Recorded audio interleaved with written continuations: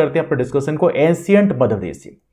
तो मध्य देश का जो एंशियंट टाइम है यदि हम बात करें तो जब भी हम एंशियंट की बात करते हैं तो दो प्रकार की हिस्ट्री होती है। एक प्री हिस्ट्री टाइम होता है। प्री हिस्ट्री टाइम का मतलब है इसको दो पार्ट में हमने डिवाइड किया है, स्टोन एज और चालकोलिथिक एज।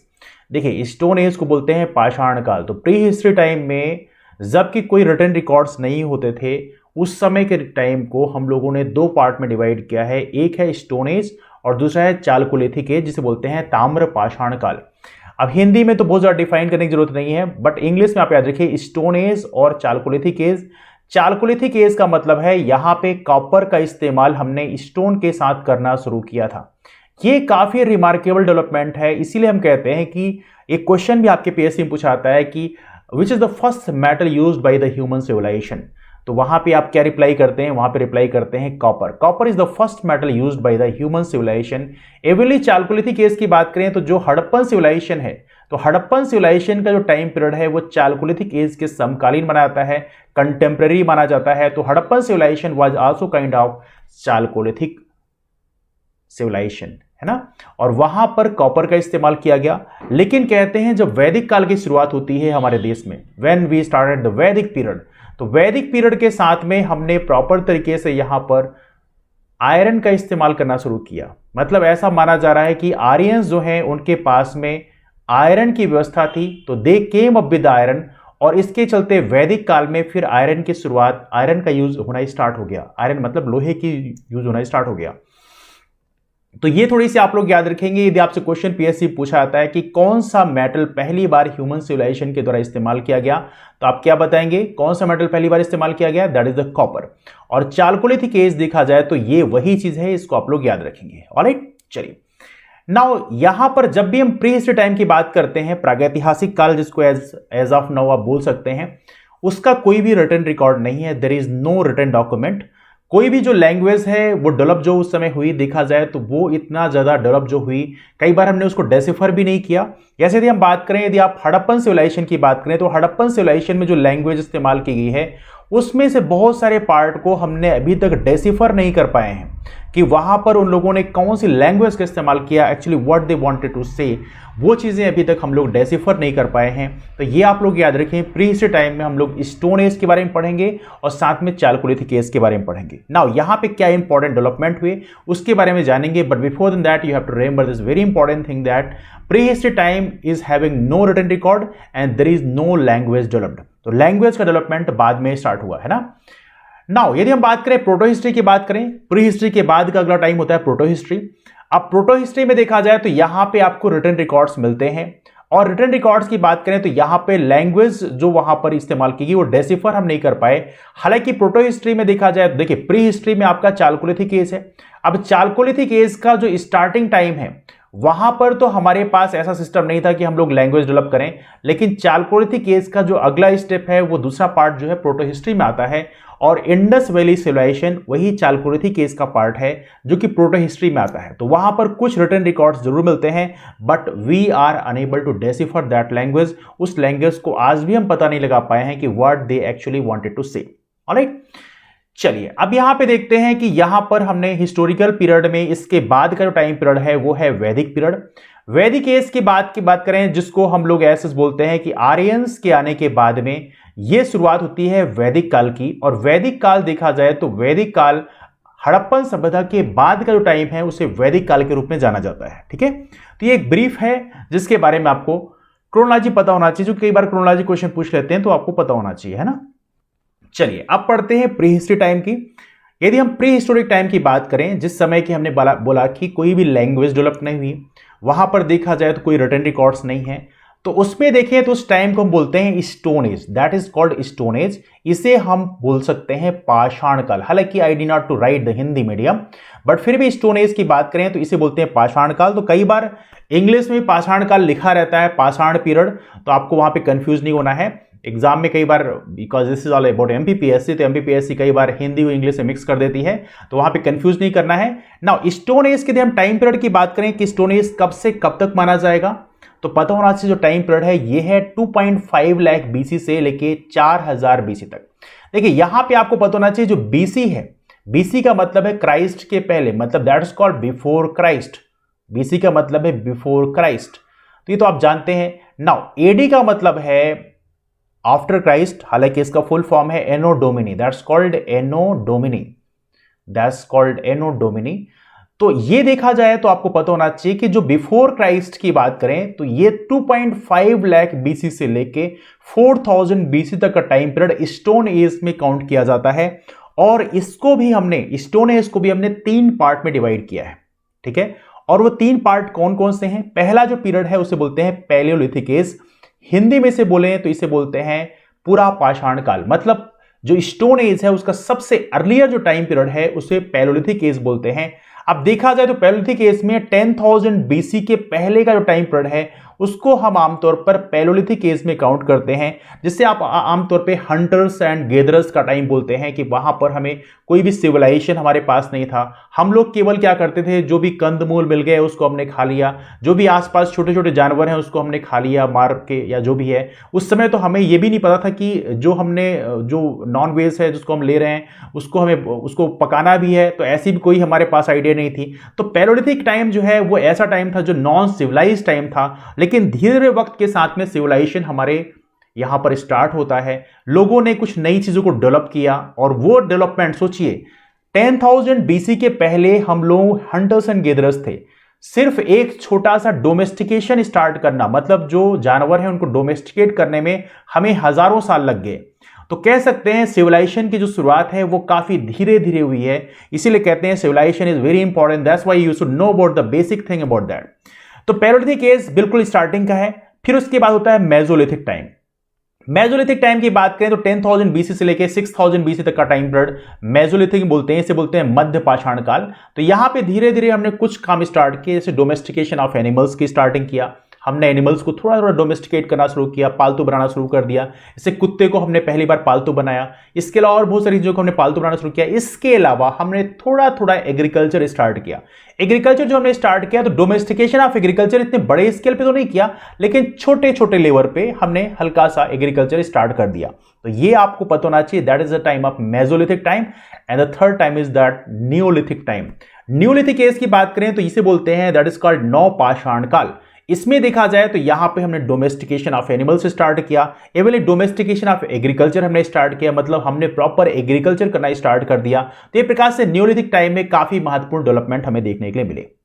ऑलराइट, तो थोड़ा सा हम देख लेते हैं एक और महत्वपूर्ण डेवलपमेंट हम जानेंगे जब हम इनके बारे में जानेंगे। तो पैलियोलिथिक टाइम की बात करें तो हमने बोला आपको 2.5 लाख बीसी से लेकर 10,000 बीसी तक का टाइम पीरियड ये पैलियोलिथिक टाइम में आता है, जहां पर जो हम लोग थे वो हंटर्स एंड फूड गैदरर्स के रूप में थे। We had been like nomadic people, मतलब हमारा जो काम था वो ऐसा नहीं था कि हम लोग एक जगह रहकर प्रॉपर तरीके से वहां पर रहकर हम लोग सब कुछ करें, सारा अपना सेटलमेंट करें, ऐसा नहीं है। जो हमारा सिविलाइजेशन था वो ऐसा फिक्स नहीं था, हम लोग नोमैडिक पीपल के रूप में थे। मतलब हम लोग एक प्रकार से कह सकते हैं खाना बदोश टाइप के, मतलब एक जगह थे, फिर उसके कुछ दिनों बाद हम दूसरी जगह चले गए, फिर तीसरी जगह चले गए, something we had been doing that thing. Palaeolithic age का एक बहुत ही महत्वपूर्ण टाइम पीरियड में एक महत्वपूर्ण फीचर और भी है, that is called small communities. जो कम्युनिटीज हमारे पास में थी वो कम्युनिटी बहुत छोटे लेवल की थी, जैसे मान लीजिए 6-7 लोगों की है। यदि कभी आपने हिस्टोरिकल कोई ऐसा देखा होगा, प्रोग्राम देखा होगा, कई सारे प्रोग्राम्स आते हैं, सीरीज आती हैं, उसमें देखा होगा आपने पैलियोलिथिक टाइम जो दिखाया जाता है तो वहां पे बहुत छोटी छोटी कम्युनिटी दिखाई जाती हैं, मतलब पेरेंट्स हैं और उसके साथ में 2-4 लोग और हैं। तो कम्युनिटीज काफी स्मॉल थी पैलियोलिथिक एज में, तो ये थोड़ा सा आप लोग याद रखेंगे। लेकिन पूछा आता है एग्जाम में hunters and gatherers had been at the time of which age, तो आप बताएंगे that is time of palaeolithic age, है ना। टाइम पीरियड आपको थोड़ी याद रखना है, क्योंकि टाइम पीरियड से कई बार क्वेश्चन एग्जाम में पूछ लिया जाता है। ऑलराइट, चलिए अगला क्वेश्चन अगला टॉपिक है आपके सामने पैलियोलिथिक एज में कि किस तरह से स्टोन्स इस्तेमाल किए जाते थे। देखिए, हम लोग हंटर्स एंड गैदरर्स थे, मतलब हमारा काम करना था हंटिंग करना। यदि हम शिकार करने जाएंगे तो हम किसी चीज का इस्तेमाल करेंगे, and at that time we had been using the stone, इसीलिए इसको बोलते हैं स्टोन एज। ये स्टोन एज जो नामकरण रखा गया है इसका मतलब यह है कि at that time we had been using the stone. हम लोग यहां पर किसी भी तरह की मेटल का इस्तेमाल नहीं करते थे, जैसे किसी भी जानवर का शिकार करना है तो we had been using stone only. अब यहां पर जो दिखा है तो स्टोन टूल्स किस तरह के हुआ करते थे, ये काफी इंटरेस्टिंग है। तो यहां पे स्टोन टूल्स में 3 चीजें थी। कोर मतलब ये सबसे बड़ा लार्जेस्ट पीस जो था। तो आमतौर पर देखा जाए तो जो पैलियोलिथिक के बाद में मेसोलिथिक आता है, मेसोलिथिक के बाद नियोलिथिक आता है। तो जो स्टोन टूल्स है उनकी साइज धीरे धीरे छोटी होने लग गई। मतलब पहले हम बड़े बड़े पत्थर इस्तेमाल करते थे उसको मारने के लिए, लेकिन धीरे धीरे उसकी साइज कम होने लग गई। तो ये एक महत्वपूर्ण डेवलपमेंट था। जैसे मान लीजिए पहले हमने बड़े बड़े पत्थर का इस्तेमाल किया, लेकिन बाद में जो न्यूलिथिक टाइम है वहां पर हमने इतने छोटे पत्थरों का इस्तेमाल करना शुरू किया कि जो एरो होती है उसकी सिर्फ टिप बनाने के लिए हम लोग पत्थरों का इस्तेमाल करते थे। मतलब टाइम के साथ में जो औजारों की जो साइज है वो काफी छोटी होने लग गई। तो एक महत्वपूर्ण डेवलपमेंट ये भी है। तो कोर की बात करें लार्जेस्ट पीस होता था, स्मॉलर पीस की बात करें जैसे फ्लैग बोलते थे, फ्लिंट की बात करें काफी शार्प होता था। तो पूछा आता है core, flake and flint had been used at the time of palaeolithic age. तो ये थोड़ा सा आप लोग याद रखेंगे। Now come back to the next point. Palaeolithic age की बात करें, now this is very important कि at the time of palaeolithic age Madhya Pradesh में कहां-कहां इसके सबूत मिले हैं, कहां-कहां पर मध्य देश में पूरा पाषाण काल मतलब पैलियोलिथिक एज का जो सबूत है वो कहां-कहां मिला है। तो पता होना चाहिए हमारे मध्य देश में जो नर्मदा घाटी है, लुक एट दिस वन। यदि मैं मध्य देश को आपको बनाऊं, okay just hold on, all right, we are not making the perfect map but we have to make something like that. Okay, so this is something Madhya Pradesh look like। हालांकि मैं आप लोगों को सजेस्ट करूंगा कि आप लोग MPPSC की भी तैयारी कर सकते हैं, क्योंकि आपके पास 5 यूनिट ऑलरेडी तैयार हो जाएंगी, 5 यूनिट और भी तैयार करनी है, और यदि आप 5 यूनिट और तैयार कर लेंगे तो you can go for MPPSC prelims as well. Anyway, let's come back to this point. Palaeolithic age की बात करें तो कहां-कहां सबूत मिले हैं। The first one is Narmada valley. Narmada घाटी कौन सा क्षेत्र है? नर्मदा घाटी आपका ये साउथ वाला क्षेत्र है, that is the southern reason. ये क्षेत्र जो है नर्मदा घाटी है, जो नर्मदा के दोनों साइड में है। तो एक पॉइंट आप इसको याद रखेंगे, that is the Narmada valley region. The second one is the Chambal valley. Chambal घाटी कहां पे है? ये है आपका Chambal valley region. Look at this one, ये चंबल वैली जी रीजन है। यहां पे देखें तो यहां पे जाना पाव से इसका उद्गम भी होता है, और देखा है तो ये पूरा ऊपर चला आता है, and then after it is the Chambal valley region. ये है चंबल वैली क्षेत्र, मतलब चंबल नदी के दोनों साइड। और इसके अलावा पार्वती नदी है, पार्वती नदी भी यहीं फ्लो होती है। और बेतवा नदी की बात करें, बेतवा नदी यहां फ्लो होती है। तो ये जो क्षेत्र हैं ये पैलियोलिथिक के टाइम में माने जाते हैं। These are the region of palaeolithic age. तो ये थोड़ा सा आप लोग याद रखेंगे, एग्जाम में कई बार यहां से क्वेश्चन पूछा आता है, तो you have to be very cautious for that. The second topic is that mesolithic age. अब मेसोलिथिक एज की बात करें, इसका टाइम पीरियड कब से कब तक माना जाएगा, तो हमने आपको पहले ही बताया था 10,000 बीसी से लेके 6,000 बीसी तक का टाइम पीरियड मेसोलिथिक एज में काउंट किया जाता है। तो ये थोड़ा सा आपको याद रखना है। कई बार यहां पे टाइम पीरियड में कुछ किताबों में अलग अलग चीजें मिल जाती हैं, लेकिन बहुत परेशान नहीं होना है। That time period had been taken from Tamil Nadu NCERT, तो वो एक रिलायबल सोर्स है, तो आपको उसी को बिलीव करना है। टूल्स की बात करें तो मैंने आपको बताया टूल्स जो है माइक्रोलिथ हो गए। माइक्रोलिथ का मतलब यह है कि स्टोन टूल्स जो हम इस्तेमाल कर रहे थे वो बहुत ही छोटे साइज के हो गए, मतलब they had been very small size. मतलब कहने का मतलब यह है कि जो एरो है उसकी टिप केवल हम इस्तेमाल करने लग गए, मतलब 1 सेंटीमीटर से 5 सेंटीमीटर की साइज के स्टोन टूल्स हम इस्तेमाल करने लग गए, और ये काफी इंपॉर्टेंट है। मतलब we had been used like a arrow heads. तो ये आप लोग याद रखेंगे। तो मेसोलिथिक टाइम में जो टूल्स की साइज है काफी छोटी हो गई। And the second most important thing is that time period was between the 10,000 BC to 6,000 BC. इसको भी आपको याद रखना है। Alright, now the next important point is that mesolithic age की बात करें तो यहां पे कुछ महत्वपूर्ण फीचर्स हैं। There are some important features of mesolithic age. तो फीचर्स की यदि हम बात करें कौन कौन से महत्वपूर्ण फीचर्स हैं, तो पहला महत्वपूर्ण फीचर है बिगिनिंग ऑफ डोमेस्टिकेशन। हमने यहां पे डोमेस्टिकेशन स्टार्ट किया, और डोमेस्टिकेशन की जब हम बात करते हैं तो यहां पे डोमेस्टिकेशन ऑफ एनिमल्स की शुरुआत की। ऐसे हम लोगों ने कुत्ते को पालतू बनाना शुरू किया। तो ये एक बहुत ही महत्वपूर्ण डेवलपमेंट मेसोलिथिक एज में माना जाता है। उसके पहले जो पैलियोलिथिक एज था वहां पर हमने डोमेस्टिकेशन स्टार्ट नहीं किया था। हम लोग हंटर्स एंड गेदरर्स होते थे, और हमारी जो कम्युनिटी होती थी बहुत छोटी होती थी। लेकिन यहां पर बिगिनिंग ऑफ डोमेस्टिकेशन स्टार्ट किया, और डोमेस्टिकेशन की जब शुरुआत हमने स्टार्ट किया तो यहां पर एक और डेवलपमेंट है, सेटलमेंट भी हमने स्टार्ट किया। सेटलमेंट का मतलब है कुछ महत्वपूर्ण फिक्स जगहों में हमने रुकना शुरू कर दिया। तो मेसोलिथिक एज में एक महत्वपूर्ण डेवलपमेंट ये भी माना जाता है। ऑलराइट, नाउ मध्य प्रदेश की बात करें, मध्य प्रदेश में कहां कहां पर है मध्य प्रदेश से मेसोलिथिक एज के जो सबूत हैं वो कहां कहां पाए गए हैं। तो यदि मैं यहां पे हल्का सा मध्य प्रदेश का मैप बनाता हूं, maybe I can make somewhere here like that. Okay, this will be little bit small picture but still I think that's visible for you. Okay, look at here. तो यहां पे एक है आदमगढ़ की जो केव्स हैं, जो कि होशंगाबाद, जो कि मध्य देश का जो मिडिल पार्ट है, यहां पर कहीं होशंगाबाद क्षेत्र है। तो यहां पर आपको मेसोलिथिक एज के कुछ सबूत मिले हैं। इसके अलावा निमाड़ का क्षेत्र है, निमाड़ का क्षेत्र मतलब जो ये वाला क्षेत्र है, ईस्ट निमाड़ और वेस्ट निमाड़ मतलब that's Khandwa and that's Khargone, ये जो रीजन है यहां पर भी मेसोलिथिक एज का हमें सबूत मिला है।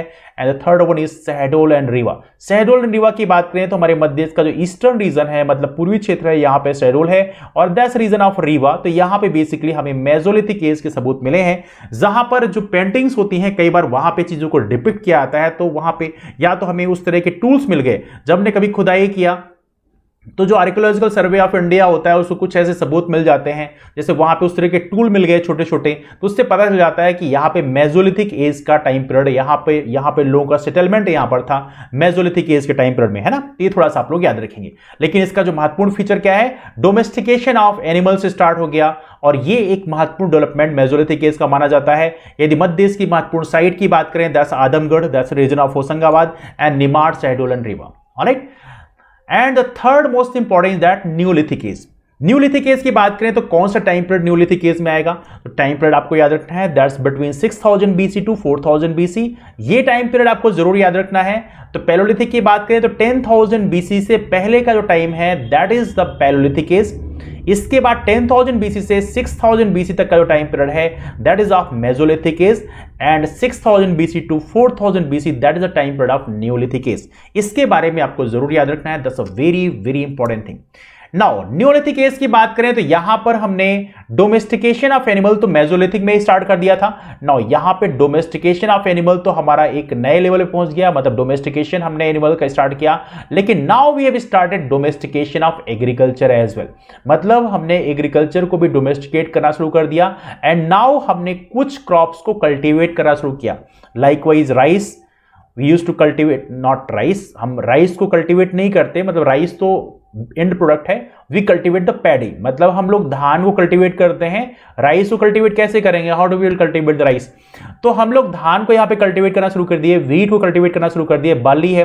पैडी की बात करें यहाँ पे आपको याद रखना है कि यहाँ पे कई बार एग्जाम में क्वेश्चन पूछा जाता है, हालांकि ऑब्वियसली ये क्वेश्चन आपसे पूछा सकता है कि खरीफ और रबी क्रॉप क्या होती है। तो खरीफ और रबी के बारे में मैं आपको एक हल्का सा एक आइडिया दे देता हूं, बहुत ज्यादा डीप में नहीं पूछा जाएगा बट स्टिल बेसिक में पता होना चाहिए। खरीफ में हिंदी से लिख रहा हूं, आपको चीजें याद रखने में थोड़ी आसानी होगी। जो खरीफ क्रॉप होती हैं, जैसे खरीफ में होता है चावल,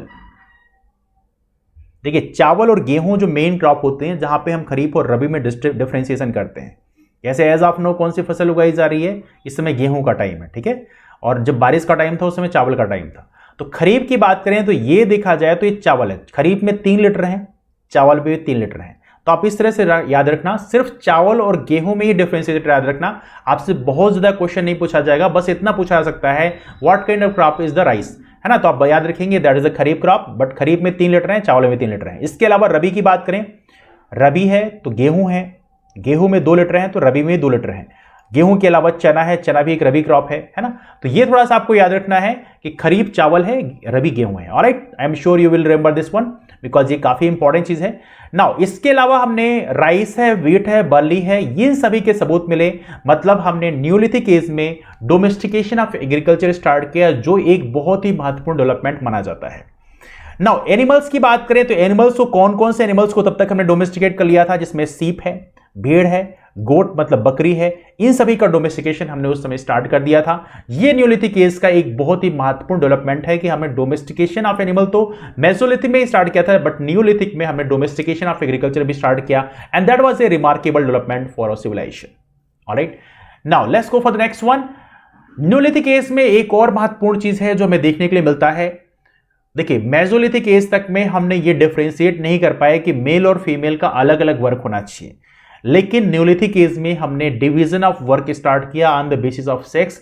तो देखा है तो यहां पे मेल के लिए अलग वर्क था, फीमेल के लिए हमने अलग वर्क स्टार्ट किया, और ये एक बहुत ही महत्वपूर्ण डेवलपमेंट है। मतलब जो हैवी वर्क है वो मेल को दिए जाने लगे, जो थोड़े लाइट वर्क है वो फीमेल को दिए जाने लगे। ये एक रिमार्केबल डेवलपमेंट हमें न्यूलिथिक एज में देखने के लिए मिलता है।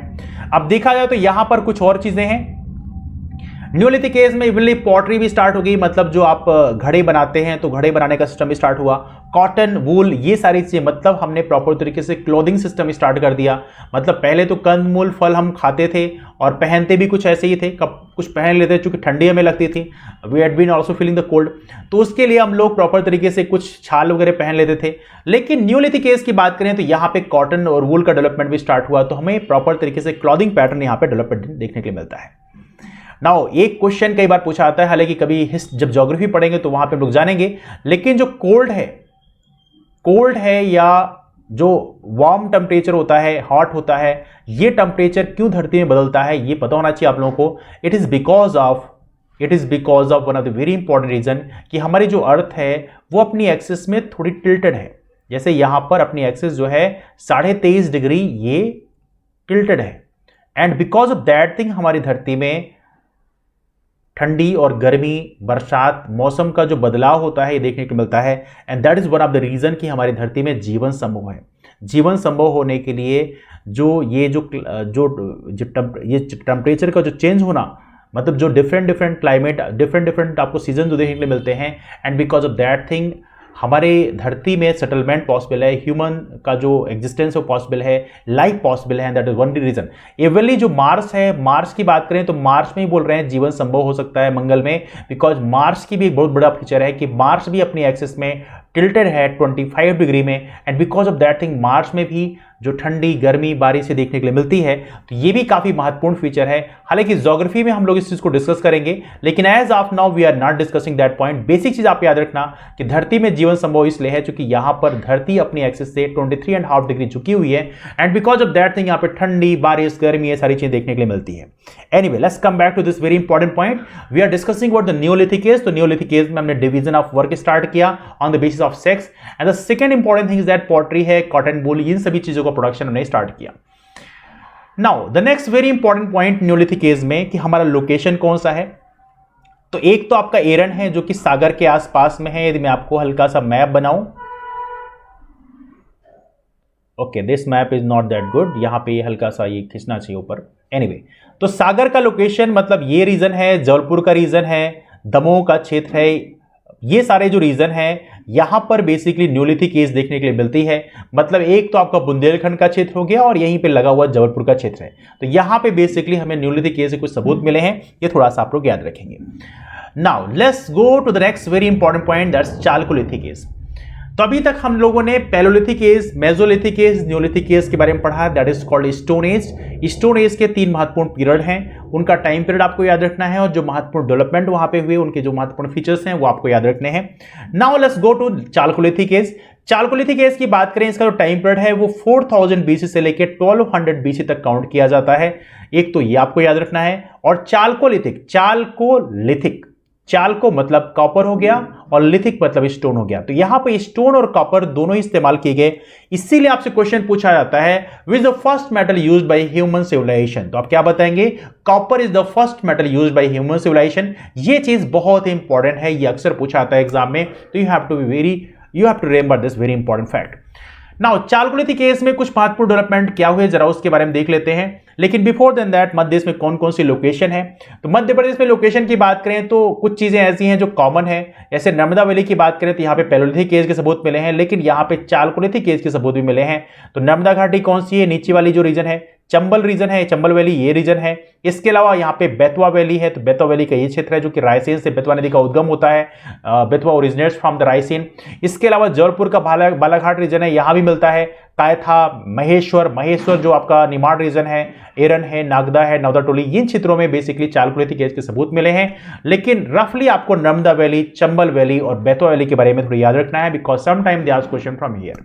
Alright, now let's go to the next one. Kayatha की बात करें तो कायथा के बारे में एक क्वेश्चन अभी हाल ही में पूछा भी गया था, अभी हाल ही में पीएससी में, इसलिए मैंने इस क्वेश्चन को स्पेशली यहां पे लिख भी दिया है कि कायथा की बात करें तो यहां पे फर्स्ट चालकोलिथिक साइट इन मध्य प्रदेश मानी जाती है कायथा को, जो कि नागदा रीजन। तो यहां पे याद रखना है, इसको डिस्कवर किया था डॉक्टर विष्णुधर वाकणकर में। इनका पूरा नाम है डॉक्टर विष्णुधर वाकणकर। तो ये आप याद रखना है, कायथा को पहली बार द फर्स्ट चारकोलिथिक साइट है मध्य देश में जिसको डिस्कवर किया था डॉक्टर विष्णुधर वाकणकर ने। तो इनका नाम आपको जरूर याद रखना है, ये एग्जाम में कई बार पूछा गया है, पीएससी में कई बार दो तीन बार पूछा गया है, तो आपको थोड़ी सी कायथा के बारे में जरूर याद रखना है। This is one of the very important one, ठीक है। नाउ इसके अलावा महेश्वर की बात करें तो महेश्वर को फाइंड आउट किया है डॉक्टर सांकलिया ने, इससे भी क्वेश्चन पीएससी पूछा गया, इसलिए that's why you wrote this one. बाकी सारी साइट्स के बारे में आपको याद रखने की जरूरत नहीं, बिकॉज यदि आप उतना ज्यादा याद करोगे तो this things will become so much बल्कि।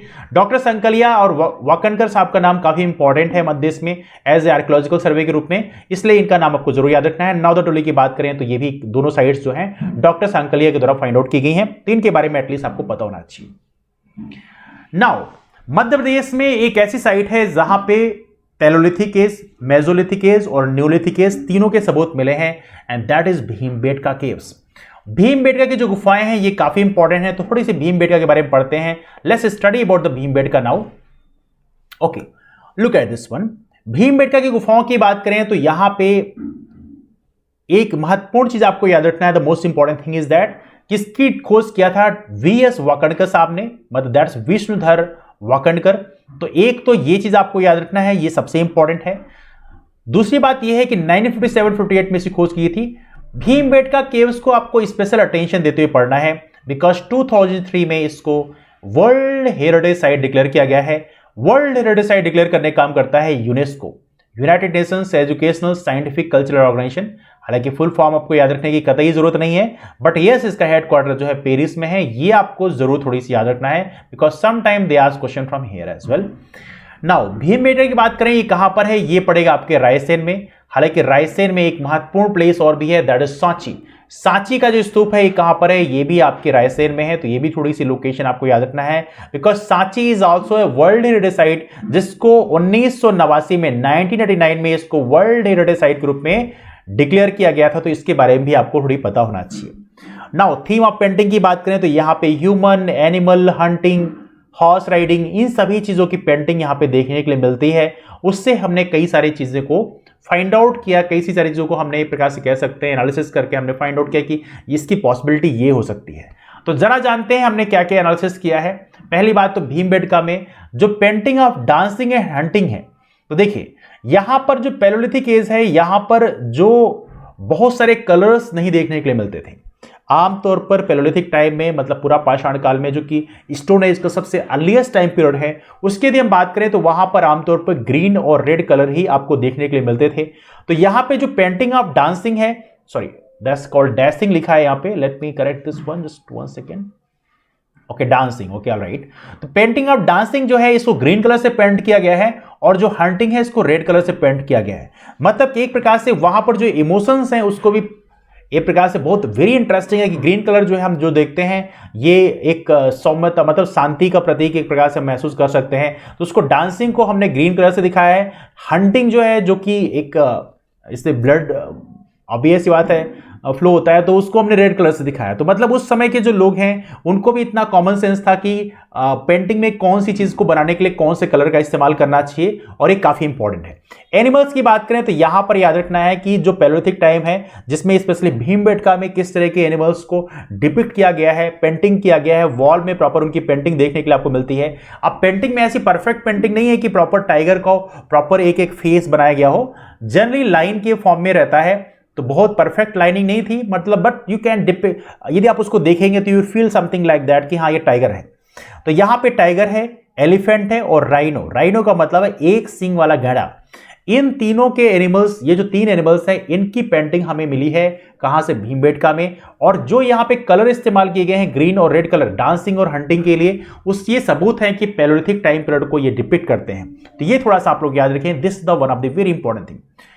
भीमबेटका से कुछ मेसोलिथिक टाइम का भी कुछ मिला है सबूत। जैसे मैंने आपको पैलोलिथिक में डिस्कस किया है कि वहां पर जो कम्युनिटीज हैं बहुत ज्यादा ऑर्गेनाइज नहीं थी, वहां पर सिस्टम बहुत ही ऑर्गेनाइज नहीं था, चीजें स्कैटर्ड थी, लोग यहां वहां फैले हुए थे। लेकिन मेसोलिथिक टाइम में हमने कुछ सिस्टम को डेवलप करना स्टार्ट किया था, जैसे डोमेस्टिकेशन ऑफ एनिमल स्टार्ट किया, और सबसे महत्वपूर्ण बात है फैमिली लाइफ भी हमने जीना स्टार्ट कर दिया था।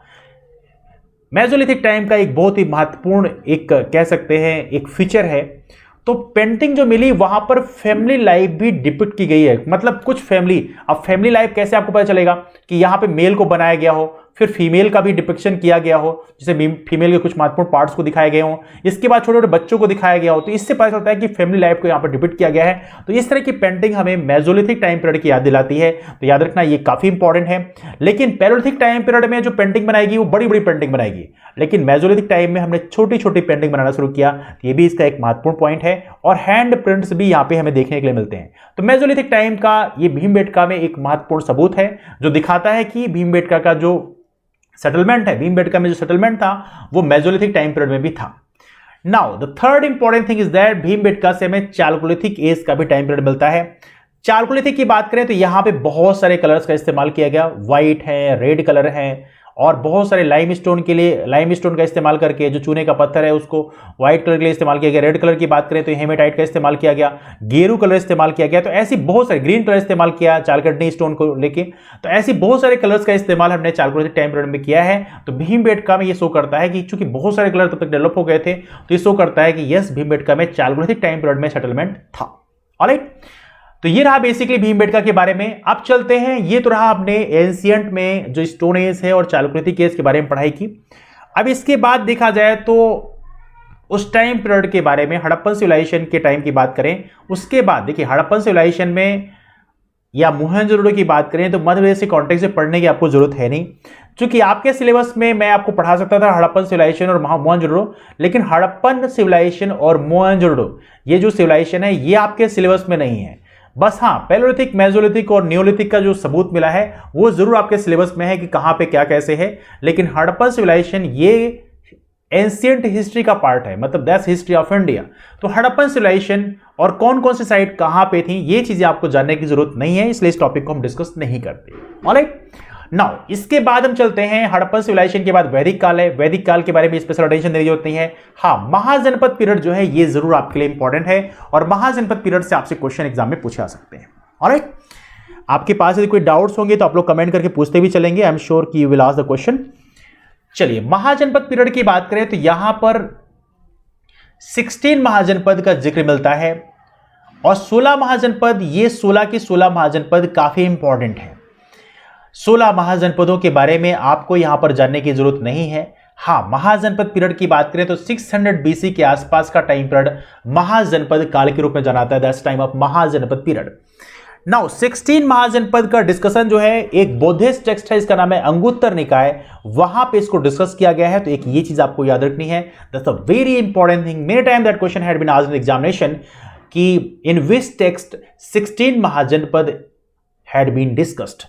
तो आप याद रखें, अंगुत्तर निकाय दैट्स अ बौद्धिस्ट टेक्स्ट जहां पे 16 महाजनपद के बारे में डिटेल डिस्कशन किया गया है। नाउ मध्य प्रदेश की बात करें तो मध्य प्रदेश में 16 महाजनपद में 3 महाजनपद का लोकेशन है। एक तो है आपका अवंती, दूसरा है आपका छेदी, और तीसरा है वत्स। ये 3 महाजनपद जो हैं ये मध्य प्रदेश में हैं। 16 महाजनपद में से 3 महाजनपद। नाउ हम डिस्कस करेंगे अवंती, छेदी और वत्स में कौन ने किसने रूल किया है, तो जरा उसके बारे में एक ब्रीफ आइडिया लेते हैं। Now let's go over there. Avanti की बात करें तो अवंती का जो क्षेत्र है ये बेसिकली प्रेजेंट टाइम में देखें तो अवंती जो है 10 मैचिंग विद द उज्जैन। तो मालवा जो रीजन है, लुक एट दिस वन, यदि मैं आपको मैप हल्का सा बनाऊं तो इससे आपको चीजों को अंडरस्टैंड करने में you will feel little bit comfort over there. Okay, here you go. तो ये जो मालवा वाला क्षेत्र है, मतलब that's location of we can say the western region, ये आपका अवंती का क्षेत्र है मालवा रीजन में। तो यहां पे 2 पार्ट हैं। नॉर्दर्न अवंती की बात करें तो उज्जैनी का क्षेत्र है, मतलब जो उज्जैन वाला रीजन है, और साउथ अवंती की बात करें तो ये महिष्मती, मतलब ये नीचे वाला जो महेश्वर, ये आपका निमाड़ वाला रीजन है, ये आपका महिष्मती का क्षेत्र है। मतलब हमने अवंती को 2 पार्ट में डिवाइड किया, north Avanti and south Avanti. ये दोनों के बारे में आपको याद रखना है। नॉर्थ अवंती में किसने रूल किया जरा इसके बारे में देखते हैं, लेकिन अवंती में ओवरऑल कितनी डायनास्टीज ने रूल किया, हल्का सा ये आप याद रखना, बिकॉज एग्जाम में कई बार पूछा जाता है कि इन अवंती रीजन विच डायनास्टी रूल्ड। यदि आप इनके बारे में यदि आप लिखेंगे, याद रखेंगे, तो हल्का सा आपको चीजें लिखने में आसानी होगी। अब इनके बारे में बहुत ज्यादा डीप में पढ़ने की जरूरत नहीं है, क्योंकि यहां से क्वेश्चन पीएससी में नहीं पूछा जाता, लेकिन इतना जरूर पूछा सकता है कि this dynasty ruled over which region, तो इसके बारे में आपको जरूर पता होना चाहिए। तो है डायनास्टी है, वितिहोत्र डायनास्टी है, प्रद्योत डायनास्टी है। और प्रद्योत डायनास्टी की बात करें तो ये गौतम बुद्ध के समकालीन भी हैं, आपको पता होना चाहिए। अभी इनके बारे में थोड़ा सा हम डिस्कस करेंगे। शिशुनाग डायनास्टी है जो कि मगध के समकालीन है, जो मगध काल था। नंद डायनास्टी है और मौर्य डायनास्टी। इन सभी डायनास्टीज ने यहां डायरेक्टली या इनडायरेक्टली तरीके से रूल किया। अब यहां पे आप में से कुछ कह सकते हैं मौर्य डायनास्टी है तो बेसिकली मेन इसका सेंटर पाटलिपुत्र था। Yes you are right, but Maurya region को इसलिए हम बोल रहे हैं क्योंकि यहां पे अशोक को उनके पिता ने यहां पर गवर्नर नियुक्त किया था, इसलिए कहीं ना कहीं अवंती का यहां पे जो वर्चस्व है वो देखने के लिए मिलता है। तो ये थोड़ा सा आप लोग याद रखेंगे। तो that's why such kind of dynasty ruled over there है वितिहोत्र, प्रद्योत, शिशुनाग, नंद एंड मौर्य। नाउ इनके में कुछ के बारे में हम लोग थोड़ा डिस्कस करेंगे। है की बात करें तो है के बारे में बहुत ज्यादा डिस्कस नहीं करेंगे, लेकिन है में 5 क्लैन की एक कन्फेडरेसी बनाई गई थी जो बेसिकली महिष्मती के क्षेत्र में, मतलब महिष्मती मतलब मध्य देश का जो सदर्न रीजन है यहां पे रूल कर रही थी। मतलब वी आर सेइंग जो खंडवा खरगोन का जो क्षेत्र है इस रीजन में है डायनास्टी रूल कर रही थी। थोड़ा सा आप लोग याद रखेंगे। तो लोकेशन कौन सा है? लोकेशन है महिष्मती। उस समय उसको महिष्मती बोलते थे। प्रद्योत के बारे में, प्रद्योत डायनास्टी के बारे में एक क्वेश्चन कई बार पूछा जाता है, इसलिए इसके बारे में थोड़ा डिस्कस कर लेते हैं। यह है चंद्र प्रद्योत महासेना। इनका नाम आप लोग याद रखना। ये नाम इसलिए भी इंपॉर्टेंट है क्योंकि जो बुद्धिज्म है, मतलब जो बुद्ध हैं, गौतम बुद्ध हैं, उनके समकालीन इनको माना जाता है। माना नहीं जाता मतलब उनके समकालीन थे। He was the contemporary of Gautam Buddha. दूसरी बात आपको याद रखना है, बिंबिसार गौतम बुद्ध के समकालीन थे। Bimbisara was the contemporary of Gautam Buddha. अब देखिए बिंबिसार और बिंदुसार में कंफ्यूज नहीं होना है। Look at this very important thing, मैं आप लोगों को हल्का डिस्कस कर देता हूं बिकॉज यहां पे कई बार कंफ्यूजन होता है। देखिए एक नाम है बिंबिसार और एक नाम है बिंदुसार। ऑलराइट, बिंब में बी लिखा हुआ है, बिंदु में यन डी लिखा हुआ है ना। तो याद रखना यम पहले आता है, यन बाद में आता है। तो यम पहले आता है मतलब बिंबिसार पहले थे। बिंदुसार में यन बाद में आता है मतलब बिंदुसार बाद के थे। बिंबिसार जिस वंश से थे वो था हर्यक वंश। That was the Haryanka dynasty. That's the name is Haryanka dynasty. Bindusara belongs to the Mauryan dynasty. तो Haryanka dynasty was the contemporary of, Bimbisara was the contemporary of Gautam Buddha. और याद रखिए गौतम बुद्ध का टाइम पीरियड 600 बीसी के आसपास का है, लेकिन बिंदुसार का टाइम पीरियड लगभग 300 बीसी के आसपास का है। तो दैट्स वेरी मतलब बहुत बाद के हैं, मतलब ऑलमोस्ट 300 बीसी, 300 ईयर्स आफ्टर। तो याद रखिए बिंबिसार जो है ये हर्यक वंश से हैं, बिंदुसार जो है मौर्यन वंश से हैं। सिर्फ इतना याद रखना आप, बिंबिसार जो है यम पहले आता है, इसका मतलब ये पहले वाले हैं, हर्यक वंश से हैं। बिंदुसार में यन बाद में आता है, that's why he is from Mauryan. Bindusara कौन है? He was the son of Chandragupta Maurya. कौन है? He was the son of Chandragupta Maurya. और बिंदुसार के बेटे का नाम है दैट इज अशोक। तो ये थोड़ा सा आप लोग याद रखेंगे। Now come back at here, यहां पे वापस आ जाइए। तो we are discussing about the Chandra Pradyota Mahasena who was from the Pradyota dynasty. Chandra Pradyota Mahasena was the contemporary of Gautam Buddha, lord Buddha. और याद रखना है he was the contemporary of Bimbisara. Bimbisara और बिंबिसार हर्यक वंश से हैं। नाउ यहां पे एक छोटी सी चीज आपको याद रखना है, ये क्वेश्चन अभी पीएससी में पूछा भी गया था कि बिंबिसार ने अपने वैद्य, मतलब इनके जो डॉक्टर हैं सो कॉल्ड, उस समय वैद्य होते थे बिकॉज एट द टाइम जो आयुर्वेद है वही फेमस था। तो आपको पता होना चाहिए जो डॉक्टर थे इनका नाम है जीवक। जीवक को चंद्र प्रद्योत महासेना के इलाज के लिए भेजा था because that have been called that कि ही हैड सम जॉइंटिस, ऐसा कुछ हो गया था, कोई बीमारी हो गई थी, उसको सही करने के लिए यहां पे जीवक को भेजा गया था। तो क्वेश्चन एग्जाम में अक्सर पूछा जाता है कि बिंबिसार सेंट जीवक for the treatment of which ruler. तो आप याद रखें दैट्स चंद्र प्रद्योत महासेना। ये नाम बहुत इंपॉर्टेंट है, इसको आप लोग जरूर याद रखना। पीएससी में अक्सर इस तरह से क्वेश्चन पूछे जाते हैं। ठीक है, now come back to the next important point. Mauryan dynasty की यदि हम बात करें तो मौर्यन डायनास्टी हर्यक के बाद का है। तो यहां पे इसलिए अवंती से मौर्यन डायनास्टी का रिलेशन है क्योंकि अशोक को यहां पे गवर्नर ऑफ उज्जैन नियुक्त किया गया था इनके फादर बिंदुसार के द्वारा। बिंदुसार के द्वारा, जो कि मौर्यन डायनास्टी से ताल्लुक रखते हैं। और यहां पे याद रखना अशोक का इसलिए भी यहां पर मध्य प्रदेश से स्पेशल रिलेशन है क्योंकि यहां पे अशोक ने महादेवी के साथ में मैरिज की थी, शादी किया था। महादेवी जो है विदिशा से हैं, तो ये भी थोड़ा सा आप लोगों को याद रखना है। This is also very important one. Ashok की बात करें, बाद में इन्होंने कलिंग वॉर के बाद में बुद्धिज्म को फॉलो कर लिया था। तो कलिंग वार के बाद में ही सेड बुद्धम शरणम गच्छामि, ये तो आप जानते हैं। बाद में उन्होंने सांची, भरूत स्तूप, इन सभी का फॉर्मेशन कराया। तो इनके बारे में थोड़ा सा आप याद रखना। भरूत स्तूप की बात करें, काफी महत्वपूर्ण है, जो कि बेसिकली सतना में है। हालांकि भरूत स्तूप में बहुत सारा अवशेष नहीं बचा है, that's not too much remains left, but yes Bharhut stupa is there. Sanchi की बात करें, ये रायसेन में है। तो ये कौन बनवाया? ये बनवाया गया अशोक के द्वारा। ये थोड़ा सा आप लोग याद रखेंगे, ठीक है। Now let's go to next point. Ashoka के कुछ एडिक्ट्स हैं, शिलालेख हैं, जिनके बारे में थोड़ी सी आप याद रखना कि कौन सा कहां पर स्थित है। मैं बहुत ज्यादा डीप में नहीं दिखा रहा हूं, लेकिन थोड़ा सा याद रखना। रूपनाथ के जो एडिक्ट्स हैं वो जबलपुर में है। गुज्जर की बात करें, दतिया में है। सारो मारो की जो एडिक्ट्स हैं वो शहडोल में है। और पन गुड़ारिया की बात करें, ये सीहोर में है। सारो मारो की जो गुफाएं हैं वो सीहोर में है। तो सारो मारो की गुफाएं जो हैं, केव्स हैं और एडिक्ट्स हैं, इसमें कंफ्यूजन नहीं रखना है अपने आप को। आप सिर्फ इतना याद रखना है, रूपनाथ के एडिक्ट्स कहां पे हैं? जबलपुर में है। गुज्जर के एडिक्ट्स जो हैं वो हैं आपके दतिया में। सारो मारो के जो एडिक्ट्स हैं वो हैं आपके शहडोल में। और पन गुड़ारिया के हैं वो सीहोर में है। तो इतना एटलीस्ट आप लोग याद रखेंगे, ठीक है। नाउ इसके बाद हम लोग मौर्यन के बाद में मध्य देश में जो सुंग डायनास्टी है उसके बारे में हम लोग थोड़ा डिस्कस करेंगे। तो आई थिंक डिस्कशन काफी लंबा खिंच गया है। आई थिंक फैक्ट को रिटेन करने में आपको थोड़ी मुश्किल हो जाएगी, क्योंकि डिस्कशन ऑलमोस्ट 45 मिनट चल गया है। तो धीरे धीरे टाइम को हम बढ़ाएंगे, ऑलमोस्ट 1 घंटे कर देंगे, लेकिन थोड़ा सा फॉर टाइम बिंग हम लोग स्लोली चलते हैं। उसके बाद we will raise the time. तो डिस्कशन को अभी से वाइंड अप करते हैं। यदि आपके पास फर्दर कोई डाउट्स रहेंगे, कमेंट्स होंगे, तो आप लोग यहां भी क्वेश्चन पूछ सकते हैं। और इसके अलावा जो हमारा ग्रुप है, जो आप लोगों के लिए बनाया गया है प्राइवेट ग्रुप, उसमें भी आप क्वेश्चन पूछ सकते हैं, है ना। तो चलिए मुलाकात करते हैं आप लोग फिर। तब तक के लिए bye bye, take care, have wonderful day ahead, keep moving forward and take care. एक चीज जरूर कहना चाहूंगा कि आप लोग प्रॉपर तरीके से फोकस करें कि जो रिवीजन वाला पार्ट है उसमें थोड़ी सी मेहनत अपने आप को करना है। तो रिवीजन जो है हमें कंटिन्यूअस करते रहना है, चीजों को देखते रहना है। ऐसा जरूरी नहीं कि आप सारी चीजों को रिटेन तुरंत कर लेंगे, बट आप चीजों को okay just 1 second, I think there is some problem.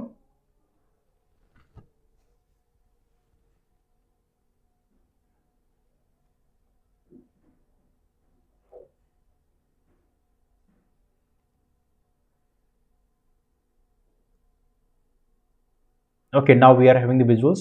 Okay, तो कभी कभी ऐसा होता है कि चीजें हो सकता है आपको प्रॉपर रिटेन ना हो पाए, दैट्स द पॉसिबिलिटी, लेकिन आपको रिवीजन करते रहना है, चीजों को देखते रहना है, तो चीजें अपने आप वापस आपके दिमाग में रिटेन हो जाएंगी। तो ये मेरा सजेशन है। हालांकि हम लोग रिवीजन सेशन प्रॉपर तरीके से चलाएंगे, तो वहां पे इन सारे फैक्ट्स को, जो महत्वपूर्ण फैक्ट्स हैं, उनको हम लोग रिवाइज करेंगे। तो फॉर टाइम बिंग डिस्कशन को बीच वाइंड अप करते हैं, मुलाकात करते हैं आप लोग फिर। तब तक के लिए bye bye, take care, have wonderful day ahead, keep moving forward and take care. Thanks so much, thank you.